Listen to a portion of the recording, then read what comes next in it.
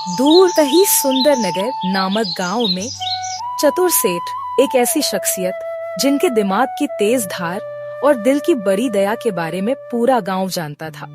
इस बीच ठग राजू गांव में प्रवेश करता है, हलचल को देखते हुए अपने अगले लक्ष्य की तलाश में। ये सेठ तो बड़े दयालु लगते हैं। अब सोचना पड़ेगा कि इनकी जेब कैसे हल्की करूं।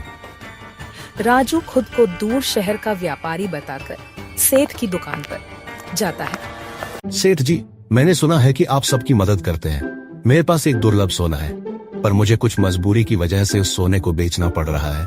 बेटा, पहले सोना दिखाओ, फिर बात करते हैं। राजू घबराता है, लेकिन जल्दी ही एक और कहानी बुन देता है।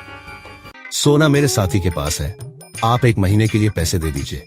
मुझ पर विश्वास कीजिए, आपका फायदा होगा। चतुर सेठ ने तुरंत समझ लिया कि यह आदमी ठग है, पर उसने कुछ अलग ही सोचा। सेठ पैसे उधार देने के लिए सहमत हो जाता है, लेकिन अपने नौकर रवि को बुलाकर उसके कान में इंस्पेक्टर को सूचित करने के लिए बोल देता है और उस ठग पर नजर रखने के लिए भी कहता है। इस आदमी पर नजर रखो, जहाँ ये जाए मुझे बताओ। जी सेठ जी। इस बीच राजू यह सोचकर कि उसने सेठ को बेवकूफ बनाया है, खूब पैसे खर्च करता है। राजू गांव छोड़ने की योजना बनाता है, लेकिन रवि उसे रोक देता है, जो उसे अधिक पैसे के लिए सेठ से मिलने के लिए बोलता है।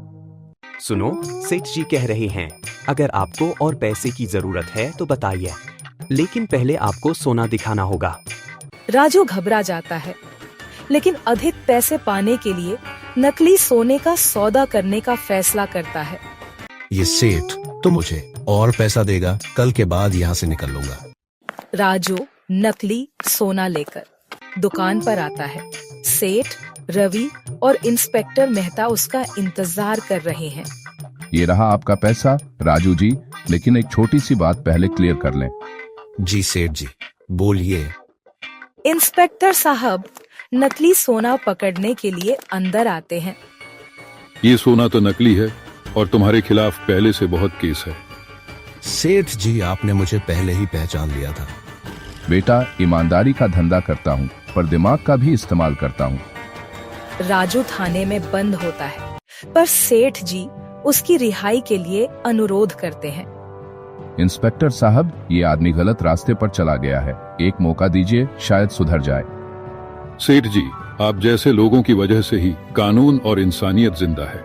हम इसे एक मौका देते हैं। राजू माफी मांगता है और सेठ के मार्गदर्शन में ईमानदारी से काम करने का फैसला करता है। चतुर सेठ ने न सिर्फ एक ठग को सुधारकर एक नई जिंदगी दी, बल्कि दिखाया कि ईमानदारी और समझदारी से मिलकर किसी भी समस्या का समाधान कर सकते हैं। दिमाग और दया के साथ लिया गया हर फैसला हमेशा समाज और इंसानियत के हित में होता है।